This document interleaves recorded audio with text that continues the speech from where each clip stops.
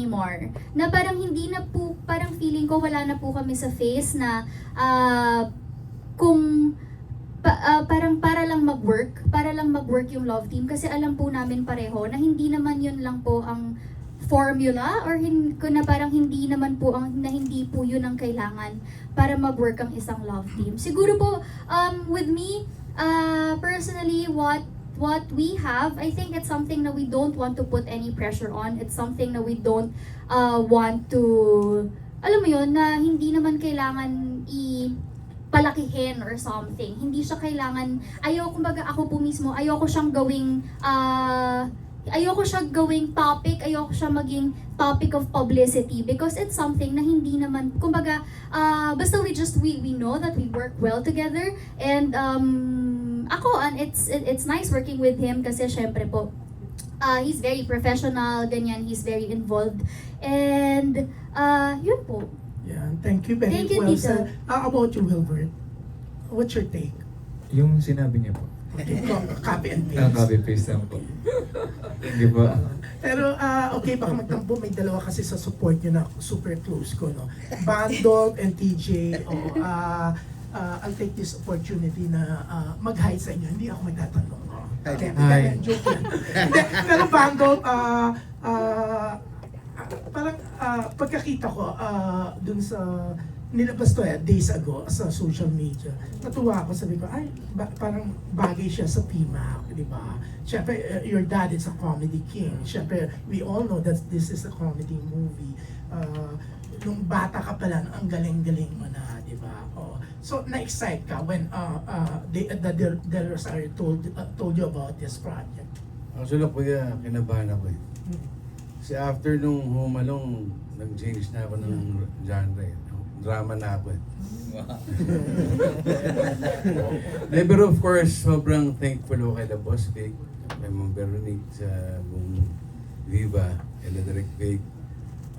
Nasama ako dito dahil bata pa ako, napapanood ko na itong mga to eh. So, happy ka. Hindi, kumbaga, actually hindi ko napanood to eh. Yung PMAC, malakas daw to. So ngayon ko palang pinapanood. So, watching it, parang mukhang mag-i-enjoy kami. Dahil doon pala sa unang-unang magkita-kita kami, yung bonding moment pa lang, masaya na agad. So sabi ko, kahit feeling ko ako pinaka-kuya. Kasi una sabi sa akin, sir, mataas ko ba sugar nyo? Naabutan kasi ako ng candy pang kulay sa ipin. Sir, mataas ko ba sugar nyo? Bakit? Matamis ko yung candy. Hindi, okay lang ako.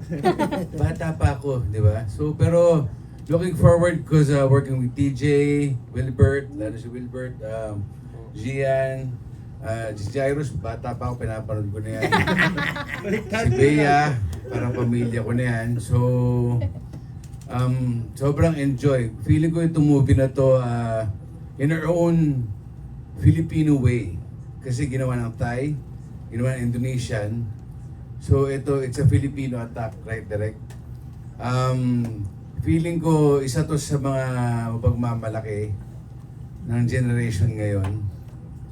Dahil itong mga artistang kasama ko yun, June, I can see na magagaling at well-disciplined. Actually, magaling ka kasi kaya nga after now, you're still very much around Bandog. Binuhay lang tayo ng Diyos, kaya nagpapasalamat tayo kay June. And thank you sa nagtitiwala pa rin. Yeah, how about you, TJ? Si TJ kasi one of the matalino talaga. Kahit komedyante yan, Lasal yan. Okay. Grabe the pressure. Ayun po. Unang-una po gusto kong mag-thank you sa inyo po lahat. Thank you so much for being here and spending time with us. Modulated. Hosting pala to. Maraming salamat po una sa pagpunta ngayong gabi. And I'm very grateful po na to be part of this huge project. So, feeling ko pareho kami ni V, ni Bandolf po, no? Na hindi namin talaga to na panood nung panahon na nilabas to at pumutok siya. So ngayon namin siya nasusubaybayan kasi magkaedad kami ni Bandolf talaga. Oo, kita natin. And kita naman po natin yung kalibre ng mga aktor natin dito po na matindi po talaga. Kaya sobrang grateful, sobrang thankful po ako, no, na mapabilang dito. And kanina na pag-uusapan yung pressure.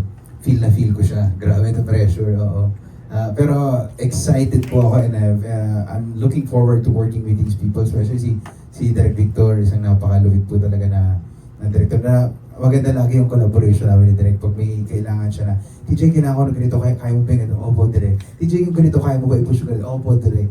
So, we have a very good working relationship kami po nila Direk. Kami din ni Wilbert, we did a few projects before pa.